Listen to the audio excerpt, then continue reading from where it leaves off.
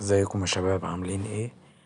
دراجة استيراد ماركة فيلت لسه جاية لنا من الخارج. البراند ده طبعا براند عالمي معروف، مشهور عالميا على مستوى العالم. آه، العجلة جاية حالتها حالة الزيرو واللون بتاعها مميز جدا.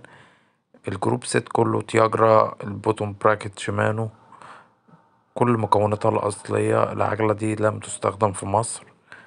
ماركة فيلت كل حاجة مكتوب عليها ماركة فيلت.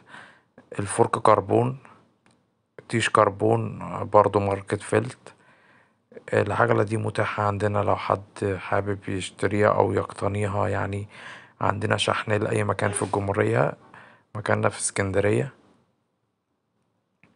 العجلة جاية زي ما قلت لكم بكل مكوناتها الأصلية. السرر ناعمة بطريقة مش طبيعية، ماركة فيلت. الجنود مافيك. كوبشتين فرامل تياجرا، طبعا حاجة شديدة التوقف. أداءها محترم جدا جدا يعني على الطريق.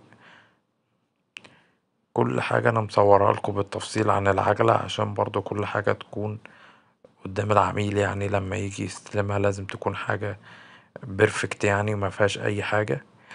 ومتاح برضو دراجات أخرى لو حد برضو عايز يشوف التشكيلة اللي عندنا. هسيب لكم رقمي في تحت في الديسكريبشن. وشكرا جدا.